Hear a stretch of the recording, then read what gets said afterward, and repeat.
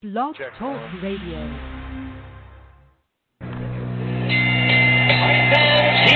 we go with the main event of the evening. Ladies and gentlemen in attendance, boxing fans joining us around the world. It's time for the bout you've all been waiting for. Finally, it is showtime. Here, man, we dedicate our life to this sport. We do thousands of sit-ups in camp. We run hundreds of miles, for the ones that take it serious. And we just dedicate ourselves fully to our craft, man. We watch tape. We have attitude. We rooting, and we go into that fight just to land on the line.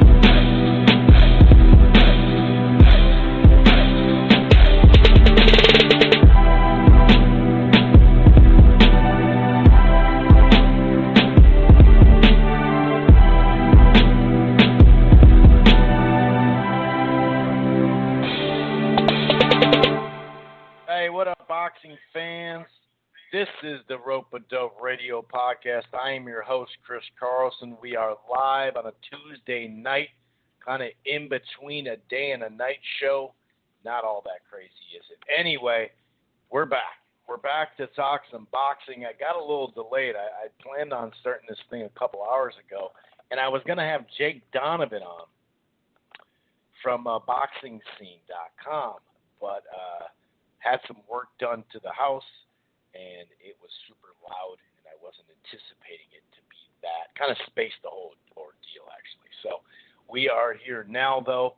That'll be next week. We'll get in Jake. We're going to try to set up some segments with him over the year time, maybe every month or every 2 weeks or something like that. But anyway, there is much to discuss, obviously, in the sport of boxing. And it's great when you get to start in the ring. So much news out there, so much Twitter talk, fights getting getting made on Twitter and stuff like that. But we actually get to talk about what happened in the ring. And we had the Charlo Twins doubleheader last weekend, the pay-per-view Showtime card. We also had a couple of fights overseas, the Britas Dorticos World Boxing Super Series Cruiserweight Final. Josh Taylor returned real quick but yeah, we're definitely going to focus a lot of our attention on this Charlo card. Both Charlo twins getting the W. Jermell got it pretty dramatically with a body shot that you don't normally see a KO with. Obviously, from the looks of it, he was already hurt. But and obviously, Maul doing like a very great job of staying on game plan, something that, sometimes he likes to, just go for the knockout, right? So he had a great performance. Both of them did.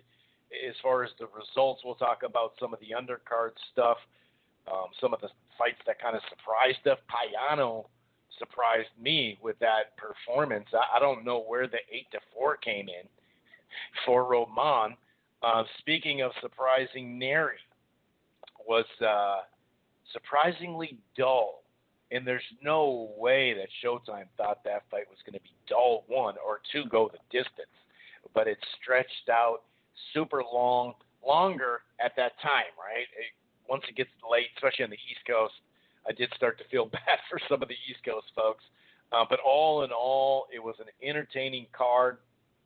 There was that Figueroa and Vasquez fight that through 6 rounds was a great fight. Then it became one-sided, no doubt about it. So there's a lot to talk about, like I said, inside the ring. We will have a little bit of news. Pacquiao is out there rumored against McGregor, but not so fast, says another fighter. We'll talk a little bit about that. I have some embarrassing audio clips from the Maddox show that I'll put on here for a little bit, just for some fun, some boxing Twitter stuff that'll be kind of in that realm. And just the smear campaign that was in full force by some media members was just ridiculous. I don't even think Aioli. Kevin, he still has yet to. I don't think he's written an article. I think the article he wrote today that I saw didn't even mention the Charlos. So that is, and he basically just did UFC the whole night. Didn't even bother to check on boxing or anything like that. Usyk Chisora now has a date. A little bit of Eddie Hearn stuff too. Eddie Hearn is talking some stuff that's just like, what about the knockout? He was on with Boxing Social, and he was just saying some. He was up and about to his feet by 8 or 9. Meanwhile, did the ref even count? I don't remember a count. He was out, but he's just trying to downplay the knockout, try to throw some other folks underneath the bus, and he's just saying really delusional stuff. Then he kind of goes, well, you know what? I don't know. But either way, it's like, dude, just stop, man. Just stop. You can at least say it's risky. Boxing's risky. He said he's ready. He even said, though, in this interview that, he could have came back in January, February. I'm talking about Dillian White. So we'll talk about a variety of stuff. But like I said, it's going to focus heavy on this Charlo card and just on the fights. We'll look at the fights coming up this weekend. The one that stands out is Zapata and Baranchik. I think that's a good mid-level fight that either fighter could really catapult himself up higher at 140. So that's an interesting one. PBC has a card, I believe, on FS1 as well. So we'll talk about that. And, as far as covering, the Chavez Jr. fight, he quit on the stool. He thought he was going to win, but he didn't know, and he said he can continue. Who cares? Who really cares? The Zone picked that up, and Pops Sr. was in an exhibition. He won. He looked pretty good. I didn't see it. I wasn't going to watch it, sorry. But, yeah, Chavez Jr. quit on the stool. So, yeah, the Zone picked that puppy up, and they were happy with the numbers, I guess, from what I understand. But anyway, we'll get into a variety of stuff on the show. Like I said, I for one definitely enjoyed what I saw on Saturday. It was fun just to have. I like how they mixed up. I knew a 6-fight card was gonna go long. You know what I mean? I know that they intentionally tried to not have the main event during the Lakers game, which just makes sense. LeBron, the Lakers closing out, that just takes up a lot of tension. So I know they tried to do that, but like I said, I doubt if they thought that fight would last. His opponent was actually better than coming in than most of us thought, but so credit to him. And he did neutralize Neri, but Neri was just god-awful. But yeah, that part of it sucked, but I knew it. I mean, some people didn't even know this format. They do podcasts, they're on Twitter talking boxing all day, and they're like shocked about this 30-minute delay thing. And it was like, or not delay, but break or whatever. I'll say this though, that the delay that they had with the podcast, that was like, okay, great. I think it was a 31 minute to be exact. I thought they said it was supposed to be 30 minutes anyway. I think it has to do a lot with the employees, everybody that's working on the set. I'm pretty sure that there has to be a time break in there. But either way, I did like, instead of the meat and then the potatoes, the combination, the meat and potatoes we had to wait till 11 o'clock at night. It was nice kind of breaking it up. And I think we'd have a different feel if that Neri fight went quicker or was just more action-packed. I really think that played into it because that fight did suck for what we normally call the co-feature. But it was nice to have the first Charlo Derevyanchenko fight before the Lakers game even started. I think it was 30 or 40 minutes before. So that was pretty dope. That first part of that card was really fun. But anyway, we're going to get into it in just a second. If this is your first time listening to the Rope and Dope Radio podcast, welcome. It streams live right here on blogtalkradio.com/Rope and Dope Radio. It streams live, it archives. But you don't have to just go to Blog Talk and download the show from there or listen to it in the browser. You can find the Rope a Dope Radio podcast on Apple Podcasts, iHeartRadio, Player FM, TuneIn, Stitcher, really across the board. We're also part of the Grueling Truth Sports Podcast Network, which can be found everywhere, including Spotify. While you're at it, why don't you head on over to thegruelingtruth.com. It's boxing, it's football, it's basketball, it's baseball, it's everything in between. And one more thing, if you're thinking about cutting the cord, or you're not quite happy, I got something for you. It's called AT&T TV Now. It's live streaming cable. You have the 7-day free trial, no annual contract. The plans start as low as $55 a month. You can stream it anywhere. They have the cloud DVR. And right now, if you sign up, you get a free month, 30-day free trial of HBO Max. And there's another layer. If you sign up for the Max package, HBO Max is already included. And you get a free month of Showtime, which is normally $11 a month. So that's something for you boxing fans out there, free month. But anyway, AT&T TV Now, like I said, live streaming cable. Okay, I got to get another drink of water here. You know when you just take a sip of water and it's just like, nope, down the wrong pipe. That's what happened to me to a much lesser extent. But that was weird. That was very weird. Anyway, where should we start? Well, we might as well, we'll just kind of go in order of how this stuff was. I think that's probably a good way. I got a bunch of different scorecards in front of me. So to start out with a guy like Casemiro, that was fun. That Mackay dude, actually, he was landing like some good shots. Like he landed some good jabs. He landed some good body shots. It started out like action-packed fight. That didn't last long as far as the way of two-way, in the way of a two-way fight. It just that was quick, not much. It's funny because I was about to tweet like, hey, this Mackay is here to fight, dude, and all of a sudden he got hurt. And the second round came out, early body attack by Casemiro. But, Mackay was firing back. You got to give him credit. I think it was a left hook to the temple region. And then I think he followed it up with like a scraping right hand. That's where he got really hurt. I couldn't believe he was still getting through the round. I was like, this dude's done. You could see it at the end of the round.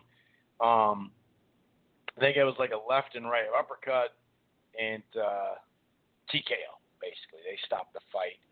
You had Casemiro doing one-arm push-ups and stuff like that. That was pretty funny. And he's just a blast to watch. Like, there's really no way around it. He's just a fun fighter to watch. And he made for a fun start. The guy is just all action. He's just an all-action type guy, and I'm looking forward to see more of him. I'm assuming he will be back earlier than he normally would with such a short fight. But that was a fun little way for the card to start. Then we get into Figueroa and Vasquez, Damian Vasquez, Brandon Figueroa. A lot of people they're calling him the Heartbreaker, but we know who the real Heartbreaker is in the Figueroa family. No disrespect by any means, though. This fight was a good-ass scrap till about maybe through 6 rounds. I gave Vasquez the first 2 rounds. He had a lot of early success. He just brought a constant jab. He had the quick little combos. Whereas Figueroa, he had a jab going. He had a couple of hard counters. But he just wasn't that effective in the early part of the rounds. First 2 I gave him. Then the third and fourth, I thought the body attack, right hooks especially, did it. He rapid fired combinations. His work rate, went way up in the 4th round. Great close by both fighters in that round, though. That was a really fun round. 5th round, had him trapped, Vasquez on the ropes early and late. Basically, he was just really starting to go off on him. Vasquez did close well, and I thought he carried it in to the 6th round. He had that double and triple jab, had some hooks and overhand left. So I'm looking at the scorecard through 6. It's like 4-2 Figueroa, 3-3, to be honest with you. But after that, it got pretty one-sided. The 7th round is kind of the beginning of the end for Vasquez, although there was a lot of exchanges. And it was a close round, actually. You know, I wouldn't just hand that round out to anybody, but pretty much that was it. You know, Vasquez got buzzed really bad in the 8th. Left hooks on the inside were starting to land really, really well for Figueroa. Vasquez was cut and swelling. You know, it basically, by the 8th round, it was like, whoa, okay, yeah, we got to start looking at stopping this thing. And maybe even the 7th, that was there, but like I said, it was actually a competitive round, so I couldn't just say, oh, throw in the towel now. But, I mean, the flurries, there were still some exchanges, but it was much more one-sided, and Vasquez was definitely hurt. Figueroa coming out, still on his jab, landed a left hand, I think it was, and it was a TKO in the 10th. It was a good stoppage. I mean, there wasn't – I think it was the 10th round. 9th round, the 8th and 9th was like, okay, you could stop this fight, whether I'm talking to the ref, whether I'm talking to the corner, the commission, whatever, you know. It was enough. I had seen enough, just like everybody else at that point.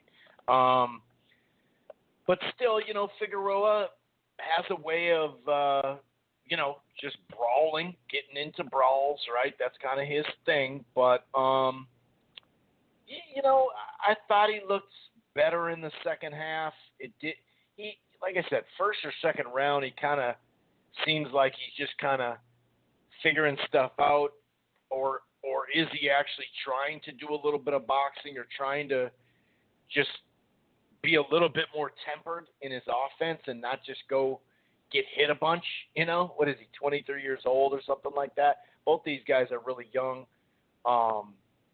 So, yeah, I thought it was a really fun fight, like I said, for about 6 rounds. And then it was like, okay, dude, that's it. That's good. So, yeah, that was intense, dude. That part of it was tense. Hold on.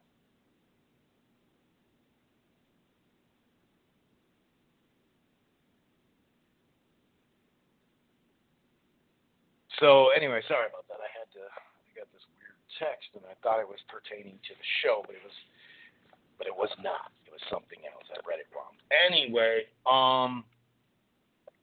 so on to, well, actually, we'll just stay with talking about the undercard stuff. So obviously we'll talk about the Charlo Derevchenko in a second. Roman and Payano was the first fight after that 30-minute break, and this was a tight fight, dude. This was like this whole 8-4. I think all 3 judges had it 8-4. I was like, what? What are you talking about? Now I'm not saying, oh, Payano won, he got screwed, but, and I know Roman did actually, speaking of getting screwed, you know, he did get screwed. Roman did, but off that knockdown, you know. But still, it kind of blew me away. Like, it just kind of blew me away. Like the 8-4 cards. And nobody really said much. It was like, yeah, well, whatever. The first round, the pace was kind of slow. Picked up a little bit. Roman had some really good body work, I thought. There were some late exchanges, so you could maybe give that to Roman. But I gave actually, I'm talking about the second. First was a little slow. It took a little while for this to pick up, but I gave the 3rd, 4th, and 5th to Payano. He was active. He was landing the body in the head. He was kind of winging his shots. And Roman just was not able to cut the ring off. He'd land some body work, but that was about it. And Payano clearly landed the better shots. Kind of like stepped into like, you know, territory of like 6 years ago or something. like the fountain of youth. That's what he stepped into. He looks really good, man. He looks really, really good. Even the sixth round was a competitive round. That I'm not going to say it's a full swing round. I did give it to Roman, and actually I gave him the sixth in the seventh. He started to get inside, and when he got inside, he started doing some really, really good work there. Then Payano actually said, all right, screw this. Eighth round, he started attacking the body, but he actually started attacking. He started coming forward, and I thought, okay, this dude's really going for it. Like, he's not going out like that. He wants to win this fight. He knows he's doing well. And don't get me wrong, I had it 7-5 or 6-6, Roman. And you may say, well, if you had it 7-5, Chris, then 8-4 is right there. And I just disagree. I mean, the reason why I had it 7-5 Roman or a draw, I gave the 9th, 10th, 11th, and 12th. He was Payano was up on my scorecard 5-4. And then, like I said, 4 straight rounds got him to that 7-5. He started being the aggressor. He started landing the better shots, getting back to his body. And just was busier. You could kind of see he was wearing down. And then the ref definitely missed it. There was a late knockdown in an exchange. It was a left hand that landed hard. Should have been a 10-8 round. So even at a 6-6, I do think Roman deserved the win. Because he clearly, I could see maybe the angle was weird and it looked like a stumble. But he landed a hard shot and he fell into the ropes. He fell kind of, outside of the ring a little bit. So, a little surprised there. Payano, just the work rate that in the second half of the fight was still there. He was still working, but they weren't landing as hard. You know what I mean? I think that was the difference. Because if you look at it, Payano threw 804 to 633. You don't really think of Payano as like the super work rate guy. He landed 261 to 152, landed 32% of his shots. And I know some of it was just jabs or whatever. You can call them pity pat or whatever, but that's not what it was in the first 6 rounds, in my opinion. He was landing really, really good shots. So I was a little shocked at all 3 of the scorecards. Like I said, they were 8-4, and then it kind of like people were just like, yeah, whatever. That kind of threw me off. I was like, what's going on here? But that doesn't make any sense. Roman had a really tough fight earlier this year with MJ, and he's a guy that just seems to fight on whoever he's fighting level. He really does. A lot of tight fights with him. Either he'll start really well and show his boxing skills, but he always ends up, getting on the inside and brawling. But it just seems like he's pretty competitive with everyone, which is not like a diss on him. It doesn't surprise me.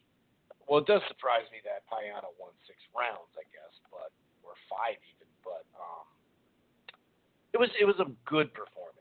At 122, there's so many, quality fighters under this in general, but especially under the PBC umbrella, which I bring that up because the fights will get made.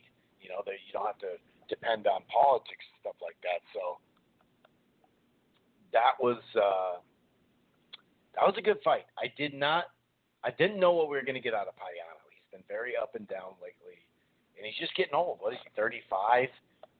But he looked good, man. He looked good. So it's hard for me to say, oh, Payano should hang him up because look what he did.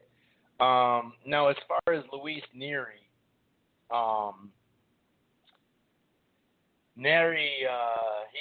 he was stuck between styles. We talk about that once. He's now with Reynoso, Canelo's, trainer, Ryan Garcia's trainer. And he was trying to, show more fundamentals, trying to get his jab going, trying to work his way kind of on the outside and inside, I guess. And he was winning a lot of the rounds. I mean, how many rounds did I even get Almeida? I gave him the 5th. What else? I mean, you couldn't really give him a ton. I gave him the 8th. I gave him the 10th. The last couple, I think the 8th round is when both of them started to get. it was like a tad better action. You know what I mean? And I think Almeida got more confident beyond just the jab. But he was using his length and jab really well. He was blocking shots with his gloves.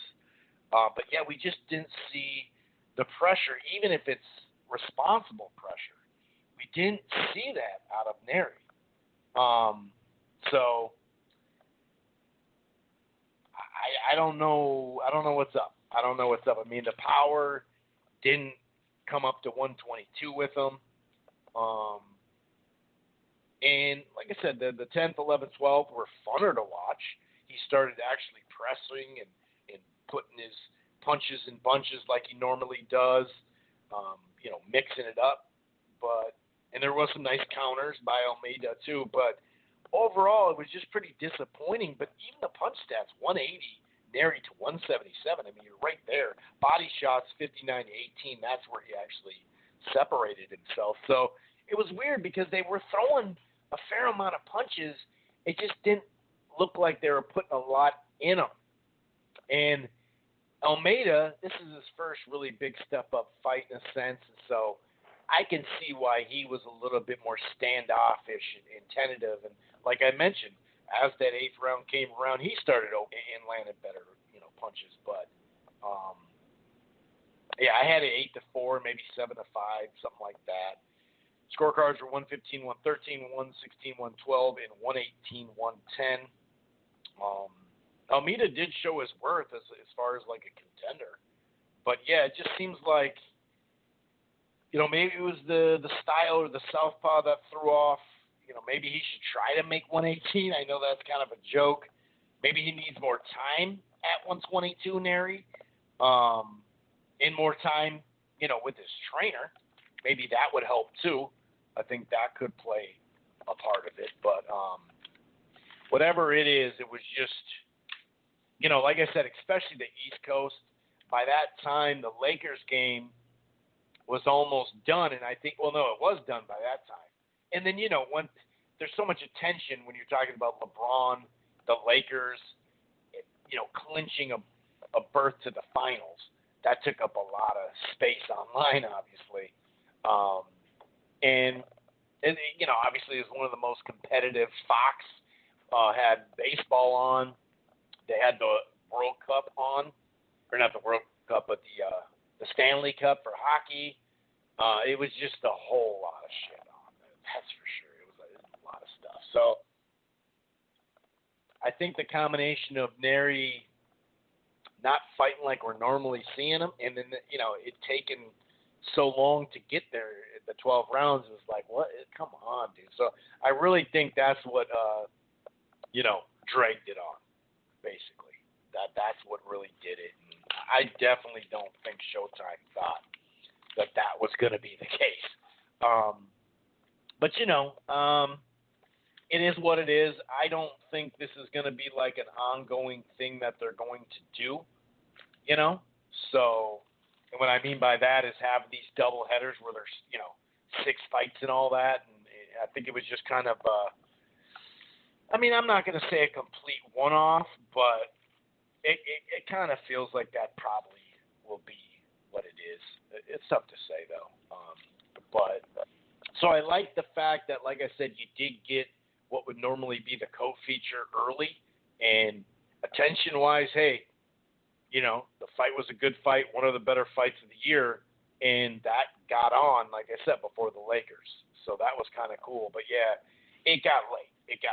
So I guess, when you're going to do 6 fights and there's 5 championship fights, no matter what you think of them, I'm just talking distance, there's always going to be, that's a long card, you know what I mean? So it is what it is. Like I said, I don't think there'll be – it's funny because some of the people that I see complaining are the same people that advocate watching these 5-6 hour streams.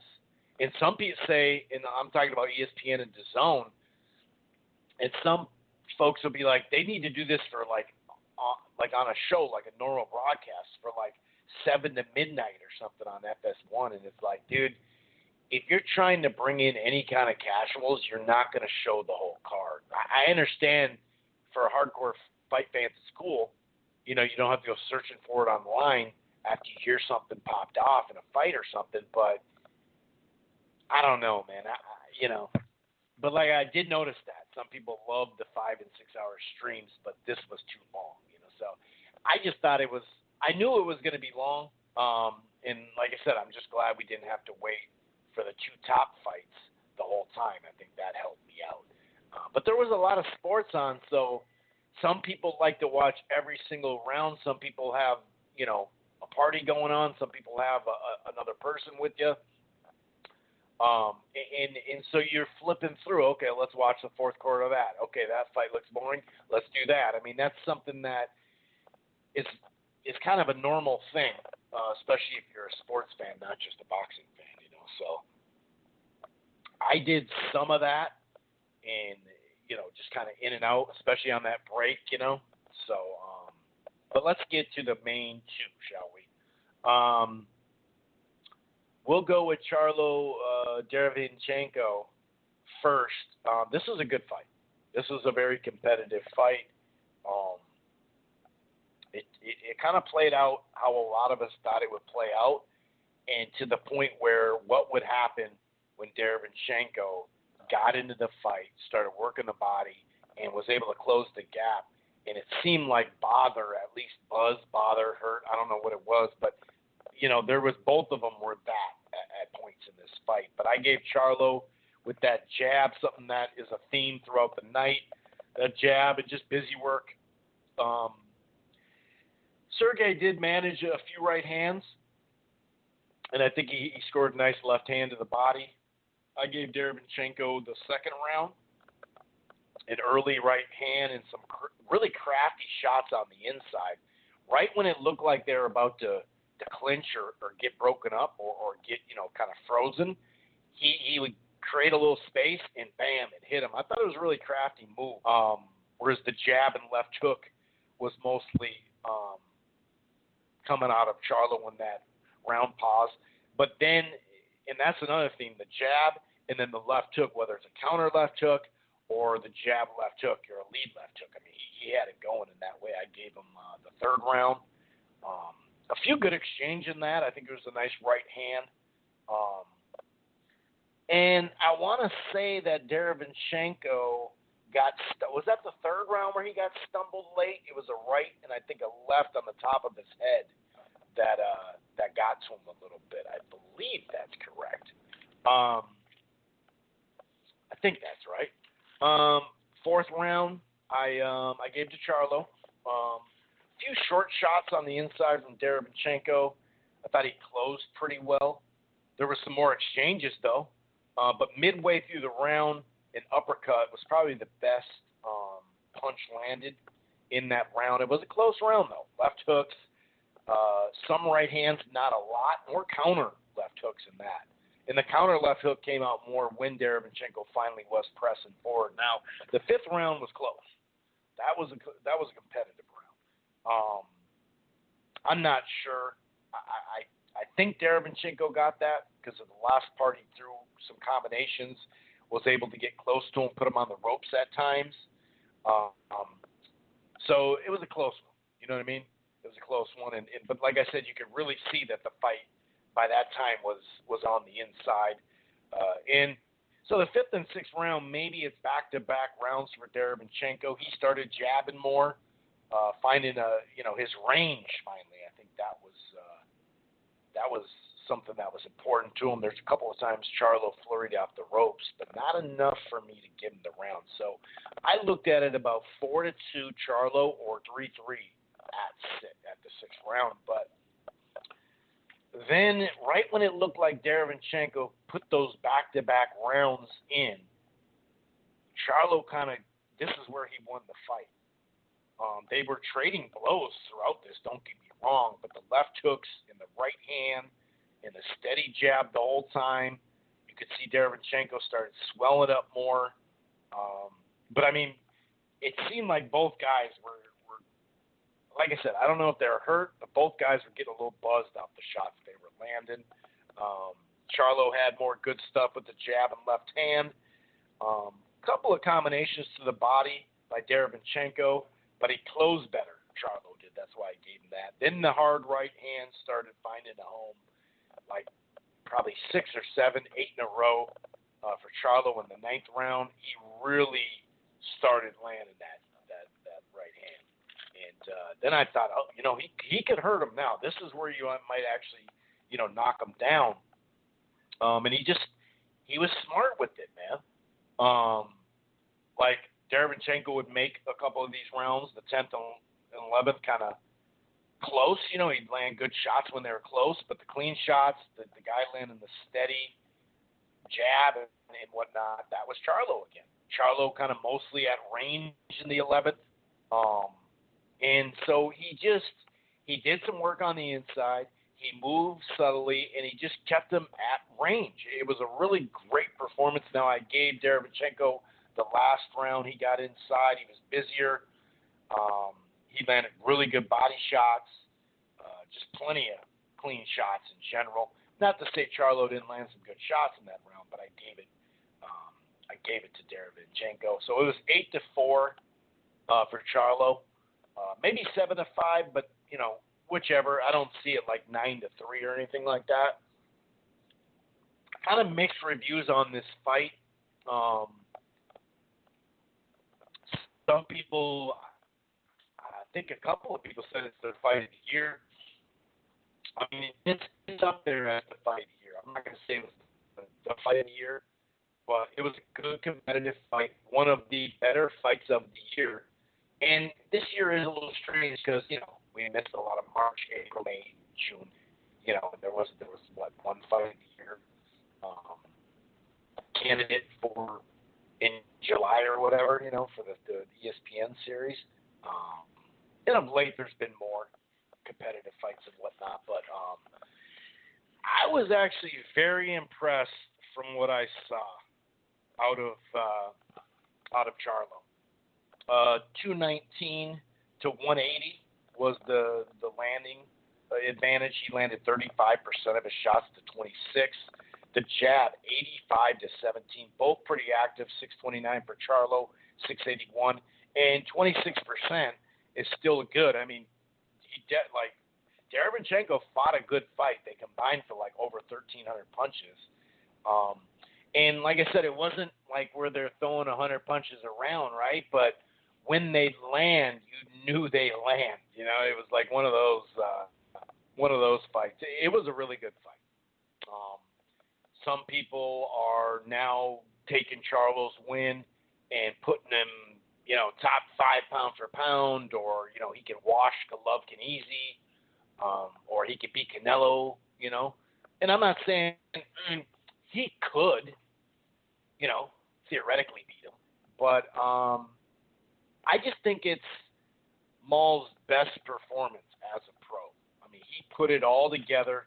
He did exactly what a lot of people thought he may not be able to do. Not just not win the fight, but do it in in the fashion he did it. So I kudos to Maul. Like I said, I just thought to start real good with the jab and whatnot. Like I said, the mixture, a lot of people, not a lot of people, I shouldn't say that, but I saw a couple of YouTubers say this, and I saw this posted a lot on Twitter that he was just he didn't show anything on offense. He just had his jab, and I thought, really? So there was no left hook, a lead, or counter. He was countering and leading with it. He was doing it off his jab. He mixed in the uppercut throughout the fight, and then he started landing right hands. That's not even talking about what he did to the body. So, to me, like I said, you're either overdoing it with Charlo now. Some of these folks are, or you're just totally saying, I didn't think shit. Derevchenko ain't shit. But then when you watch him fight Golovkin, who now to most people, because he had some tough fights, he's completely washed now. He's like a shell of himself. Some of these same people that say that a couple of fights ago for Golovkin were putting him up, leveling him up with Hagler and B-Hop and stuff like that. So I'm more even keeled. I'm not going to sit here and say Derevchenko's just not much. I think that's just an ignorant statement. He's a pretty damn good fighter, dude. And he clearly hurt Jacobs and for sure Golovkin a few more times than he did Charlo. Did Charlo knock Derevyanchenko down? No, he didn't. He didn't. Did he hurt him? It seemed like both of them were a little buzzed in the fight, like I mentioned. But I just think, it was just a great performance by Maul. Like, he put it all together. Remember, his run at 160, he only had one good win before this. But remember, he was that raw guy that took a while to develop in general. And he overachieved against Trout. A lot of people thought he was going to lose that fight.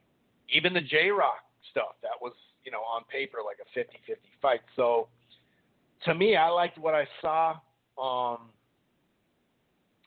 I think he's right up there with anybody in that division. I don't really think Canelo's at 160 anymore. I do favor Canelo in the fight. And I don't think Jacobs at 160 any longer either. But I think he can beat Jacobs.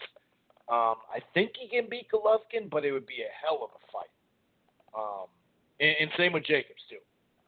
Andrade, stylistically, that's a really interesting fight. I think you could, on both sides, you could kind of favor both sides stylistically wise. But a more under control, responsible, still trying to knock your head off, but with some fundamentally sound offense and even defense, by the way. He was moving. I didn't even mention that. He was moving his upper body pretty well in there. A couple of times when it was on the inside, he wasn't able to counter off it as much, but that's kind of what Derevyanchenko brings. But yeah, I'm not going to sit here and shortchange him. I'm also not going to say, he's top 5 pound for pound, This was a very solid win. For Derevyanchenko, I think he should take a little time off. He's been in some tough fights now in a row, and especially back-to-back. And even that Cloquet fight, he won it, but he did take some punishment in that too. That's kind of his style, right? But I heard that he's thinking about going to 54, and I think that would be phenomenal. And to bring that experience, and, if you're on the right side of the street there at 54 as well, being tied to Heyman. So I think that's a pretty big deal, actually, for him. Just kind of maybe get a get-back win, make sure you can make the weight and feel good, and then go for something. You know what I mean? I think that would be a really, really good thing. But, yeah, Charlo, we do have a little minor news with Canelo. It's nothing official by any stretch. So that obviously plays into some of this Charlo stuff, the Canelo stuff, obviously. But I just said obviously a bunch of times in a row there. Did you hear that? Obviously. What was I saying, though? Oh, Eubank Jr. Eubank Jr. at 160 is better than at 168, I'll say. He actually looked much better in the second half against Billy Joe Saunders. He fought a mediocre fight, that's for sure, against Groves. But, yeah, I mean, I think that's an interesting fight, man. I think that's an interesting fight. It's pretty good. It's not great, but it's pretty good. And then we'll kind of see how it goes.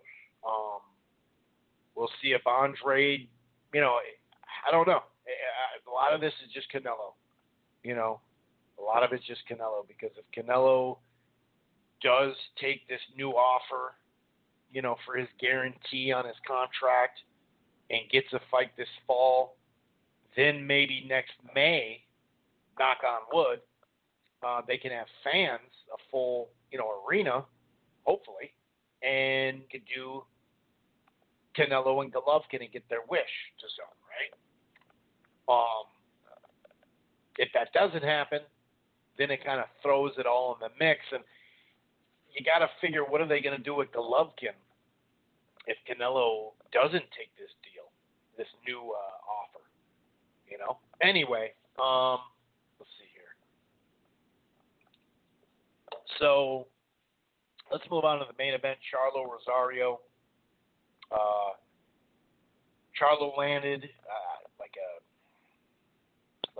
like a left hand, but it was like on the top. It was on the back of the head. It was a really weird off balance shot.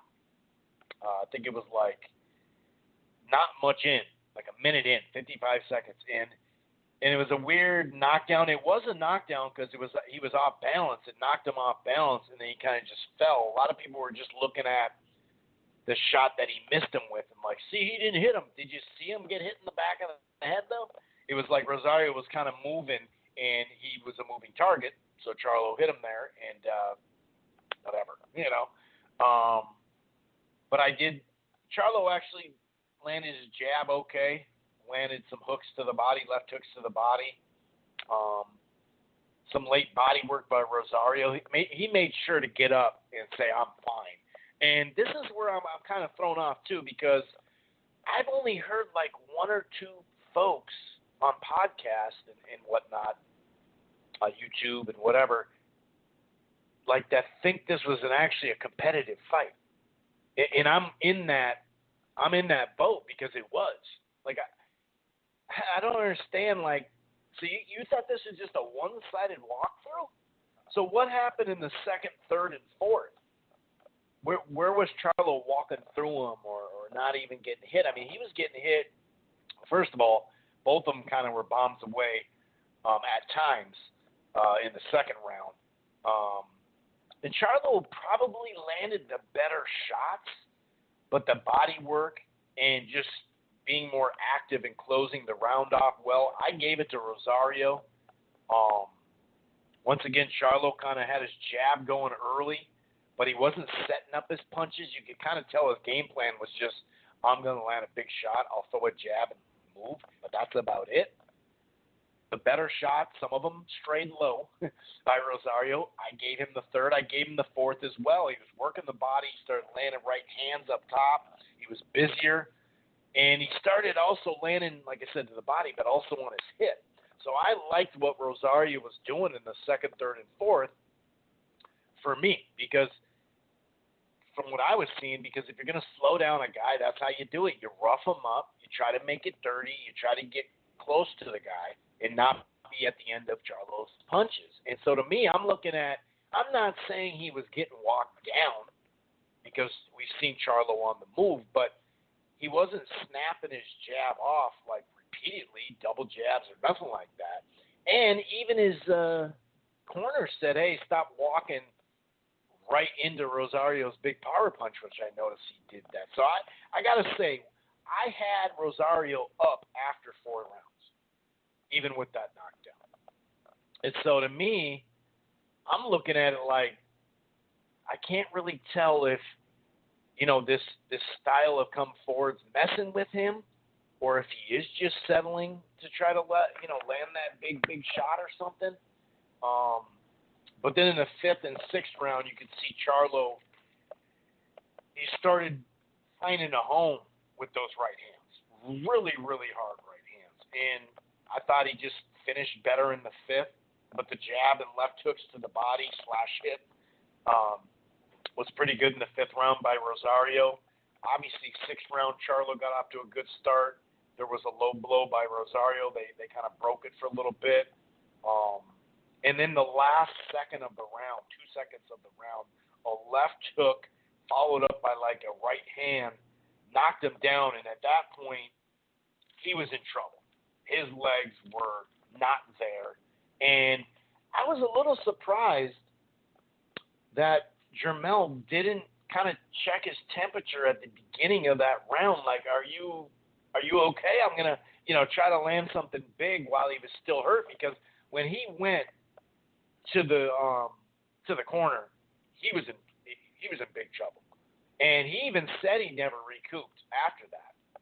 And there's this video going around of him in the corner, him in the corner and how his trainer or one of his cornermen kind of have his head, and he kind of lets it go, and his head kind of slumps real quick, and he wakes up. It was like he was just out of it. And so I assume that was part of it, because he was hurt. I mean, you give Charlo, I don't know, 10 seconds isn't much, but it didn't seem like it was going to take much to take Rosario out after that time. And credit to him, because he played it pretty well in the 7th round, going right to him, cutting that gap so he couldn't be at the end of those punches. And I thought he had a decent 7th round. I was like, what's going on, Charlo? What did you? So that, to me, that kind of cued in that Rosario can punch really hard. The whole fight, it seemed like he was being careful, and he was just trying to really set up a big shot and not set it up like in the fundamental way. Although he did land, decent jabs. I'm not saying that. He had some pretty good movement, but obviously Mel has a lot of confidence in his power shots, and why wouldn't you, at this point, right? In some of his biggest fights, he's scored knockouts. So, and 2 of them have been like, whoa. The Lubin one caught us all off guard, and in this one, there's also a video going around that is helpful when you see this, or when you hear it, really. So Charlo this is real early in the 8th round. He lands a shot, and then he lands that jab to the stomach, and you can hear there's literally a different tone to that thump. And it landed harder than people thought. Now, it was right on the belt, so it could have caught him right under the top of the groin area.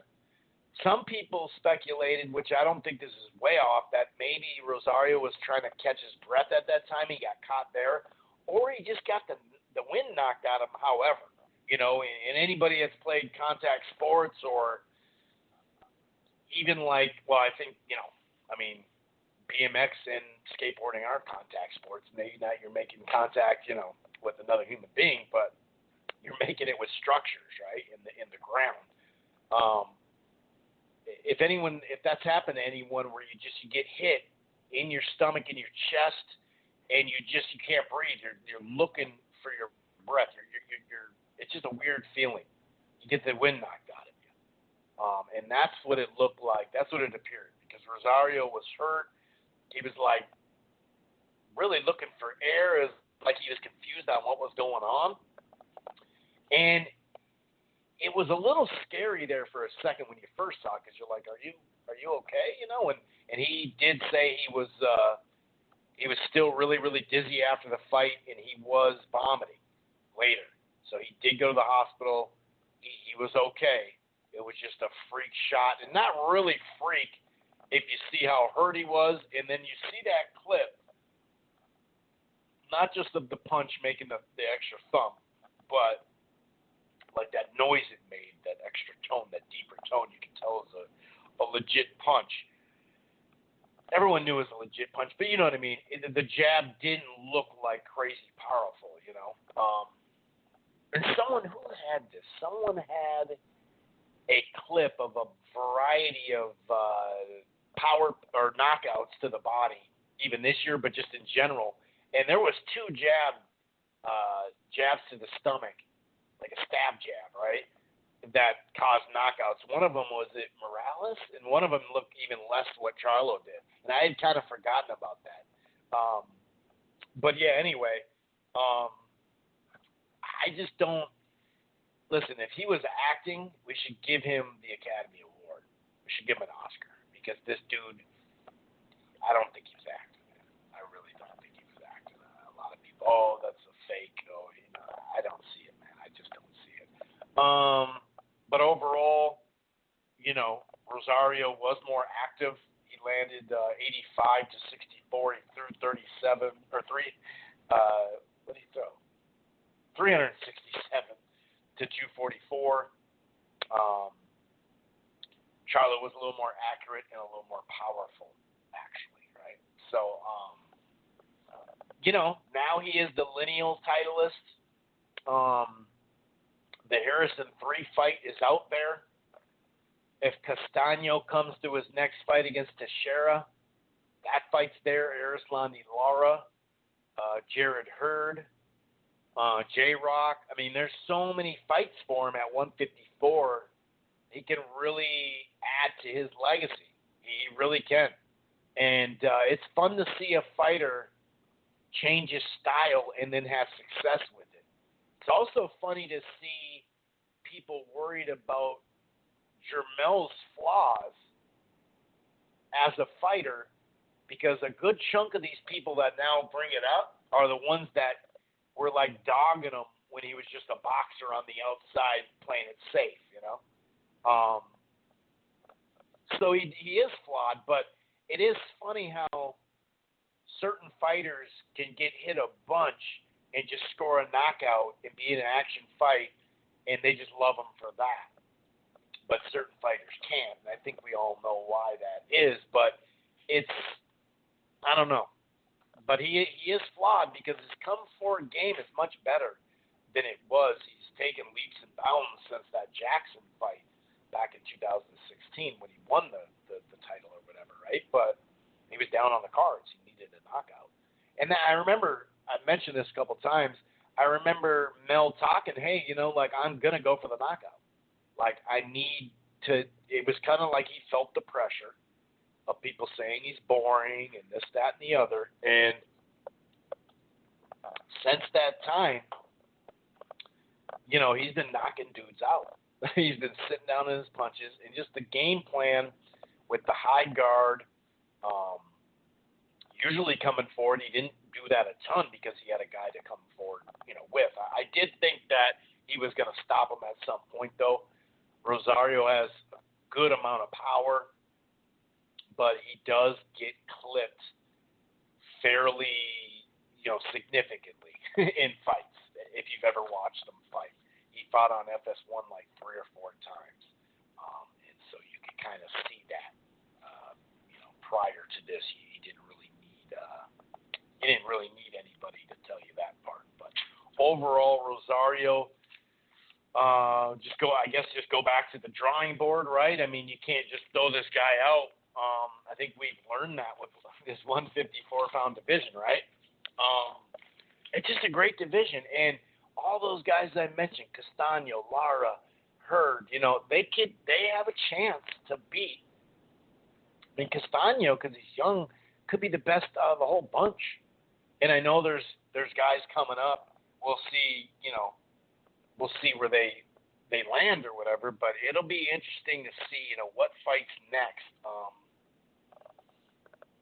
You know, I wouldn't complain about the Harrison fight. You know, I'd like for Harrison to be able to have a fight to kind of get back, but if he doesn't want to, then that's a little different. But I'd like for him to be able to get a fight back, maybe even put him on the co-feature, you know, on Fox or something, and have Charlo in there with somebody. I don't know. Obviously, Erickson Lubin looms as a mandatory. It hasn't been called yet, though. It was a title eliminator. But the mandatories have to actually get called, and then you have a time frame when you have to satisfy that mandatory. So, and, you know, I mentioned this last week. Now that you have the belts, I know it's not easy just to drop one. It's just like, oh, screw it, you know. But, and maybe they can do some step-aside money, you know, and have them fight a Hurd or have them fight somebody Lubin I'm speaking of, to get that top level win at the weight class, and then maybe, you know, they can work the Charlo rematch. It's a tough sell based off Lubin still doesn't have a top tier win, and you know he's building himself back up. So I'm not like ripping him for not having one. He actually looked pretty decent, you know, building himself back. But I just don't want to see that next. I think it's a legit fight at some point. I just think it'd be helpful for Lubin too. I think it'd be helpful for Lubin because it still can be explosive. I mean, we'll see where Lubin goes and see how this all plays out. But I just hope that, I gotta admit, just like pretty much everybody else out there, unless you're just in the Erickson Lubin camp or something, it's not like you can't wait to get back to that fight. You know what I mean? So we'll see. But either way, 154 has just been a gift that keeps on giving. A lot of fun fights, a lot of upsets, a lot of cool knockouts. And like I said, it started back in like 2016. You had Harrison's been in a couple of different, you know, fun fights. even though he got stopped. I mean, he was up against Willie Nelson, got stopped. He was up against Hurd on, I think it was the co-feature on Fox to a Wilder fight, ended up getting stopped. That was a really fun fight. So we'll see. We'll see where this goes. But yeah, there was, as far as the card goes, you know, I got my bang for my buck. So I don't really know, you know, if that was an issue out there or what from people, but I got my bang for a buck. I mean, I heard people talking about the rest of the cards are mismatches. So Figueroa and Vasquez, the first 6 rounds is a mismatch? Really? Did you watch the fight? You can't judge the fight to how the last 3 rounds go. I mean, you thought that would probably happen, right? Figueroa would wear down Vasquez. That's kind of what he needs to do to win the fight and win most fights, right? Mind you, Figueroa was coming off a draw with Ceja, who's not this world beater at this point in his career. Right? He's dangerous, obviously, but and then the Payano Roman, so that was a mismatch too? That was a mismatch. Like, I already dumped on the Neri fight. That's easy to do, right? I think most of that had to do with Neri, right? Because he was trying this new style out, but it was boring, and he wasn't really doing much with it. And I don't really see him, if he fights that way, I don't know how successful he'll be at 122. Maybe the weight's just not, you know, the weight's a little too much for his power. I don't know what it is, but I kind of go back to your bang for your buck comparatively to the last 10 years. That's how I look at every pay-per-view. I don't judge who's doing it. I just judge what fights are on it. And the PBC pay-per-view so far, if you know, Spence Garcia, that pay-per-view undercard was just bad. It was one-sided. That was bad. And then the dual thing they did with ESPN and, you know, Fox, that undercard was real mediocre. But to be honest with you, with the guarantees on the top of the card, you know, and the amount of marketing money, I wasn't expecting some kind of great card. But other than that, if you look at the Pacquiao-Thurman card, entertaining. The Spence Porter, very entertaining. The Wilder-Ortiz, very entertaining. This one, very entertaining. So it all goes back to if you were, you know, and I'm talking mostly media, part-time media, some fans, but fans are going to be fans. But fans get influenced off the media, not just solely, but they do. And it's clear as day when you see it on Twitter. But like I said, if you're a person who says, I got a fire stick, I stream everything. I don't care who it is, what it is. I don't pay for pay-per-view. God bless you. You're consistent. But it's the other ones that weren't, you know, that are dogging good pay-per-views. When you know, it used to be just dogging shitty. So what would you rather have? A name like Canelo against Chavez or Canelo against Liam Smith, or 2 top-level fights in their division? What would you rather have? I know that whole, and I'm not just picking on Canelo, Pacquiao and Mayweather had some pay-per-views, you know, that were overrated too. Guerrero, Berto, yada, yada, yada. But my point is, I understand the whole, well, he's not a pay-per-view fighter.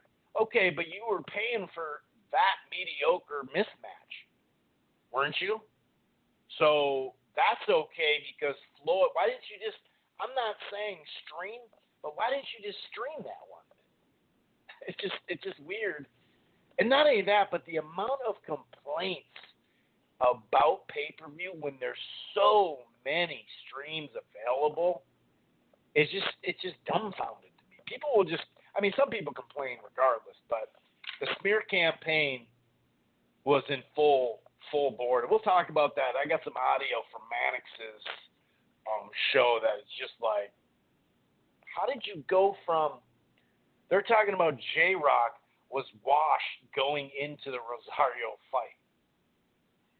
How could you be washed when you just had your biggest fight and you won, you had your best victory of your career, and you're wondering, that's what the question was.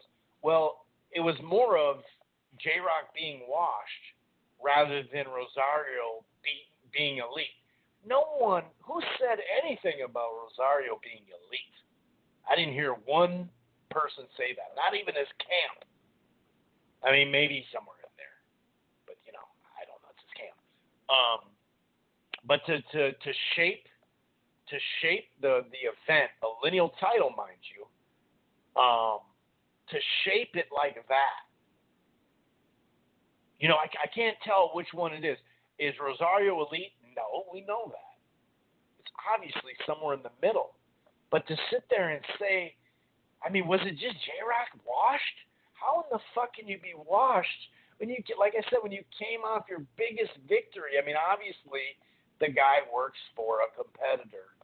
And you can just say, yeah, they're okay. I don't think this is going to sell, so therefore it shouldn't be on pay-per-view. Okay, cool, or whatever.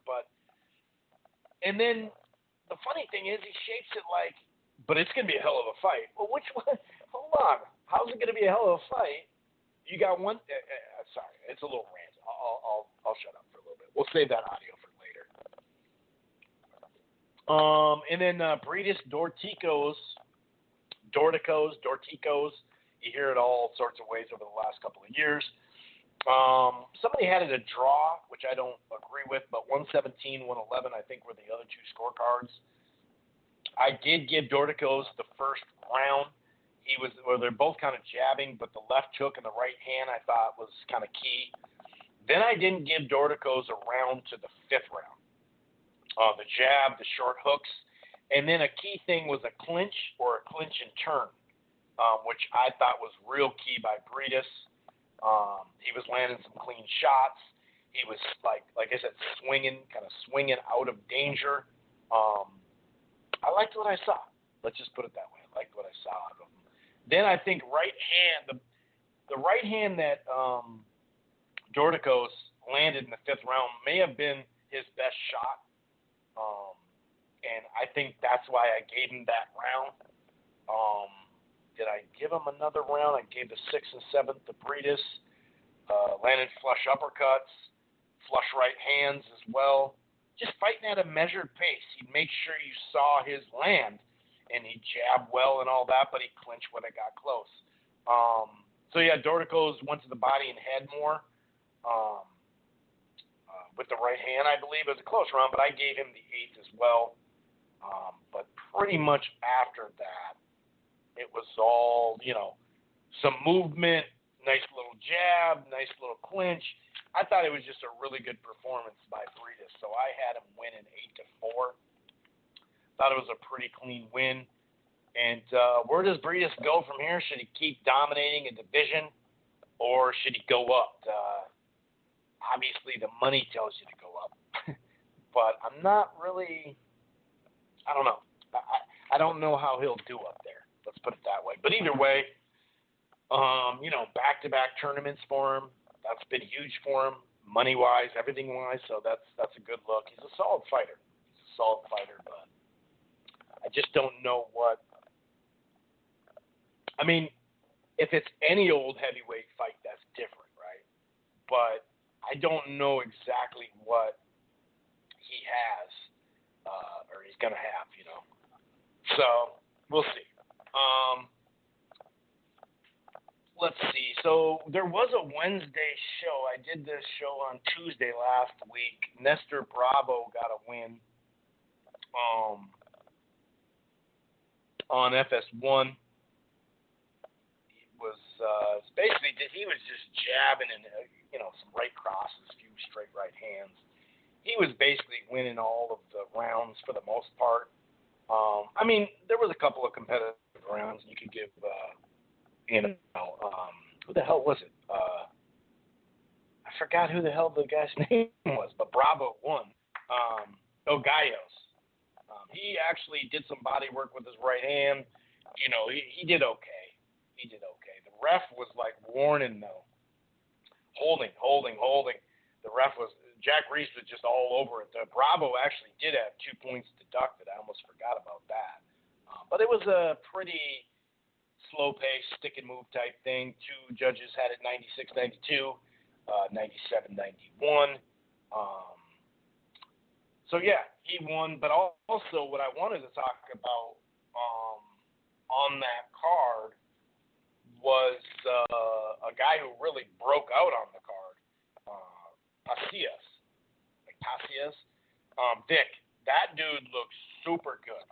He was going against Encarnacion, and he looked really good. Vic he had quick hands, the right hands, to the hook or to the head and body, right hooks, I should say. I mean, to me, he just had that quick pivot. He was in and out. He was mixing up his punches, and he scored, I think it was a 6-round TKO with a series of left hands, mostly anyway, for another knockdown. He was just laying it on Encarnacion.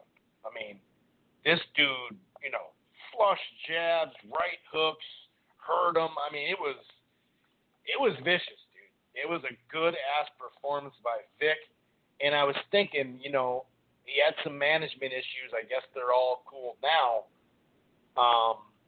And I was thinking, man, can this guy go to 122? And sure enough, in the interview right after, he's like, yep, I'm going to 122. I was like, yes, he heard me. No, but Goosen was like, where's this guy been all my life?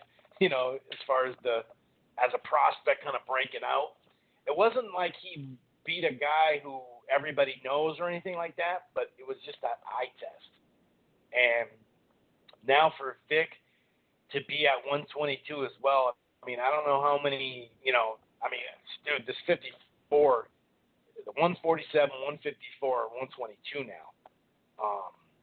It's just popping off for PBC, and it's really going to, the next couple of years, you know how we got the flyweight wars a chunk of years ago now, and it lasted about 3-4 years? We're going to get that 122 wars, dude, because, there's a lot of fights to be had at that division. I mean, a ton. So I'm really looking forward to that. I'm really looking forward to that. So yeah, that about wraps up. That about wraps it up. As far as the recap goes, sorry, I'm getting a bunch of weird texts. Gosh, what the hell? Okay. Okay, so as far as this weekend, there is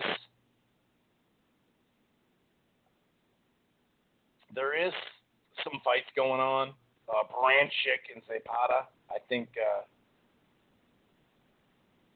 that is, the headliner, I guess you could say. Well, it is for ESPN Plus, but just in general.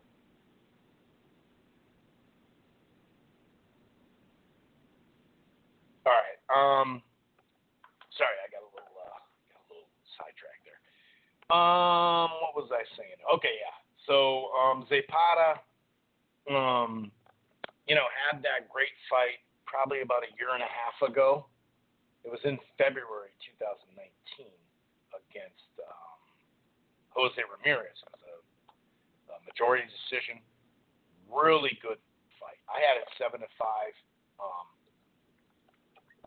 for Ramirez, but that was a damn good fight.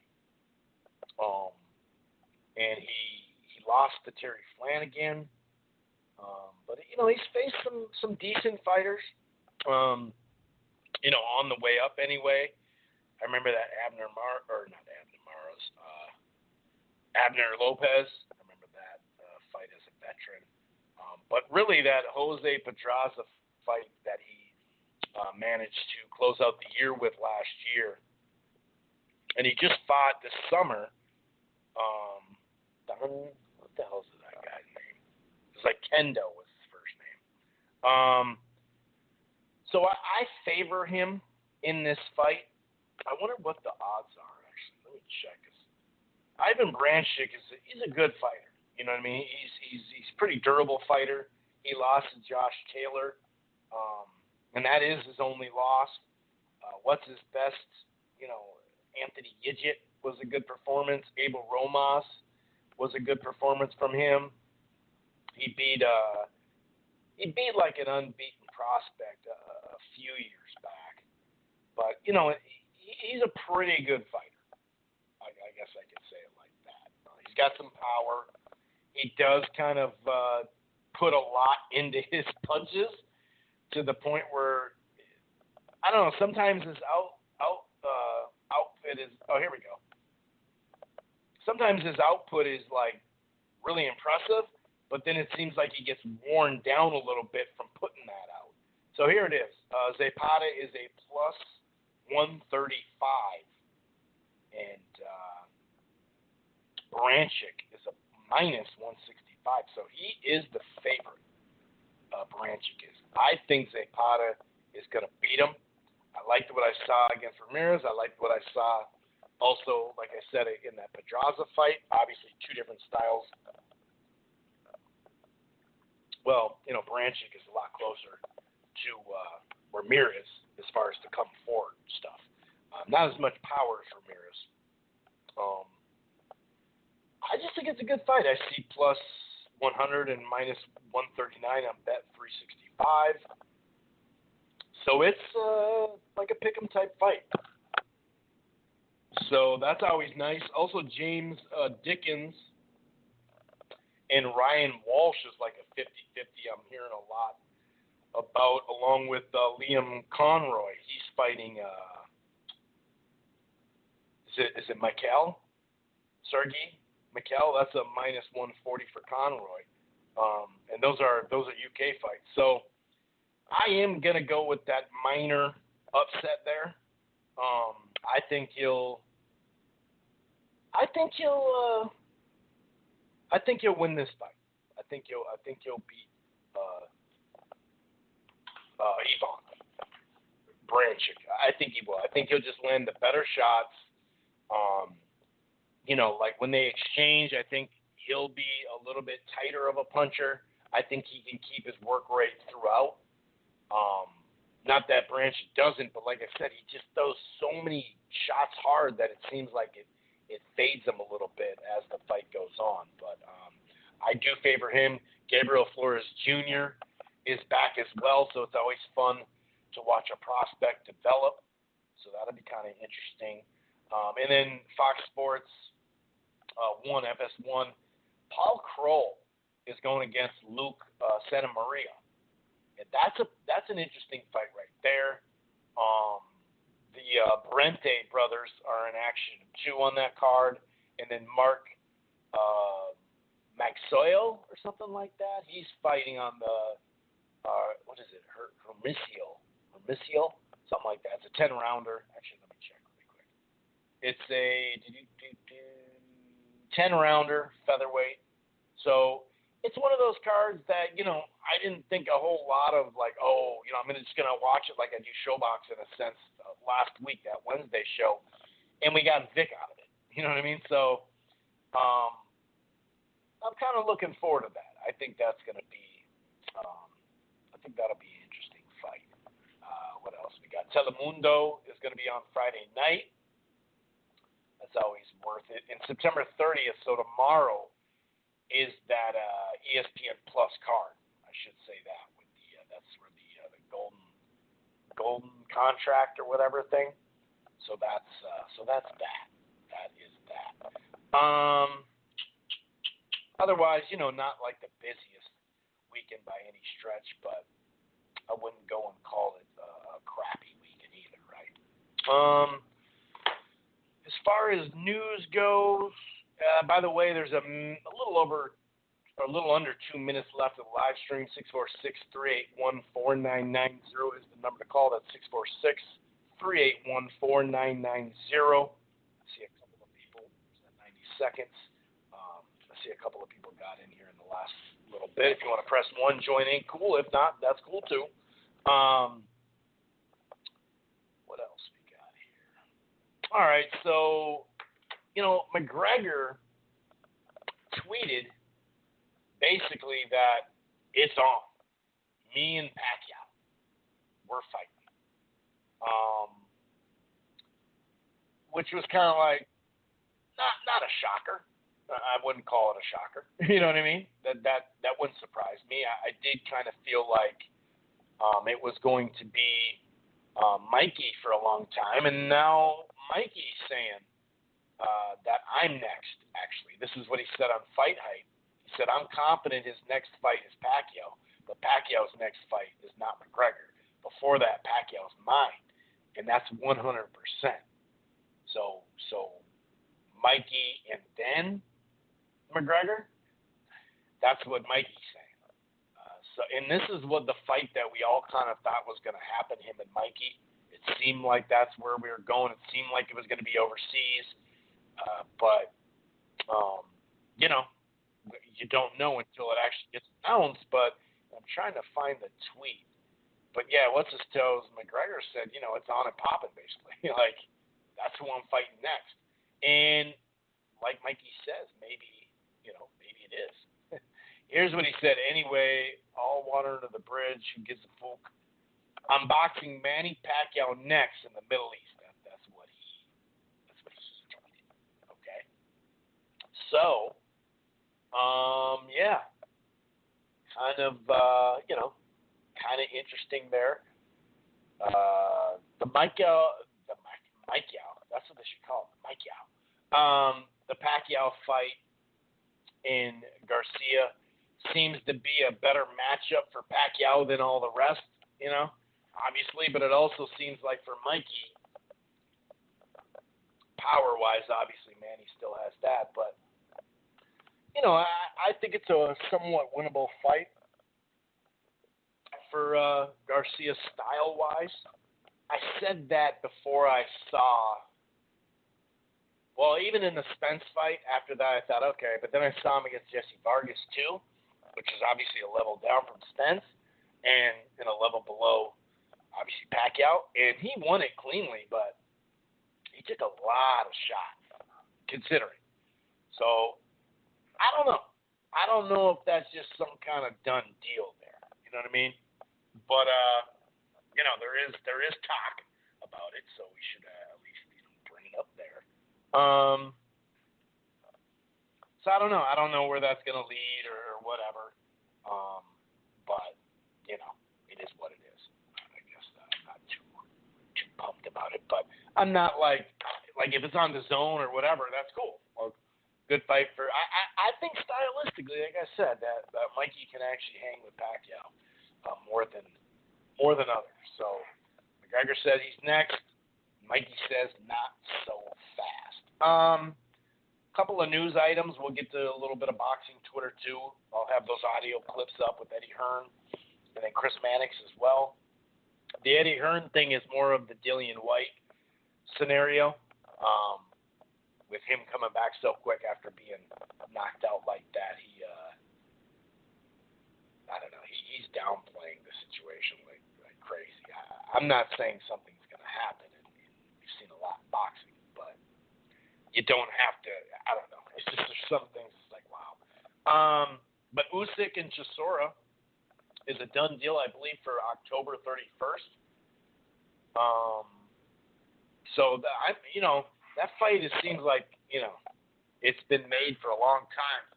It just hasn't been able to get over the hump. But obviously, not just the pandemic, but some injuries on Usyk as well stopped that. But I still think that for what it represents, it's a good fight for Usyk. His last fight, the weight didn't look good. He didn't look good. I'm not saying he looked garbage, but he didn't really look good. Not that I expected him in his first heavyweight fight to look great, putting on that weight, and maybe he's had time to adjust. But if he's been hurt, you're always seeing him being active, but how long was he out for being hurt? You know what I mean? I don't know. I know it was in camp, I believe, too, when he got hurt. So I like the fight because it just gives you a good look at where he is, basically. You know what I mean? So, and he needs that before you go step in with some giant like Joshua or Fury or whatever. A couple of things here. We know that Canelo and DAZN and Oscar are trying to mend some things over there, right? It does sound like they're trying to. They're basically kind of in arbitration.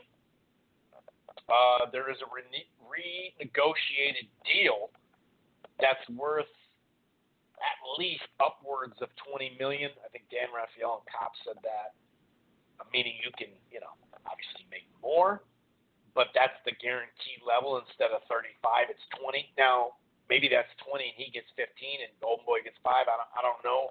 Like the other 35-40, I'm assuming that's not the case, but who knows? So the offer's on the table. And yesterday was the deadline to refile that for Canelo, to refile that lawsuit. And this is from Boxing Esquire. He said, check the Central District of California Federal Court docket and didn't see any amended complaint filed by Canelo. Don't know if they got an extension or refiling in state court, which could be. Hopefully things are being worked out, so they can get it figured out. That's what Boxing Esquire. Now here, this is what he followed up with. A little birdie just told me it's still in mediation. If that's the case, I'm sure the court is aware, and most likely everything is stayed pending the outcome. Everything is stayed pending the outcome. So, and there was another one that said the same thing, that, he looked, and it appears that there's no filed legal dispute, because like you said, though, it could be in state. It could be that they're going to have a settlement. It could be that this new 20 mil does the trick. You know what I mean? It totally could. So we'll see. We'll just kind of keep it posted. Don't really know exactly how that's going to go. Here's from Lance Pugmire. Sergey Deverchenko manager Keith Conley tells me the plan is to move the 3-time beaten middleweight challenger to the stacked 154-pound division, which I'm very, very happy. Very happy about that. That would be dope. That would be very dope. So let's get to some of those clips here, shall we? Let's get to a clip here. We'll start with the Mannix. This is their hyping or previewing. Him and Charlo kind of got into it later, and it was over like Canelo and stuff like that, and the Andre fight, of course, with Mannix, right? But it seemed like Jamal, I'm not going to play this, but that was later in the show, and they got into an argument or whatever, and the way Charlo put it was like, dude, you're throwing out numbers that are not true. And this is something that I did point out with Eddie Hearn. When he did show us these emails, he did put his thumb right on the number.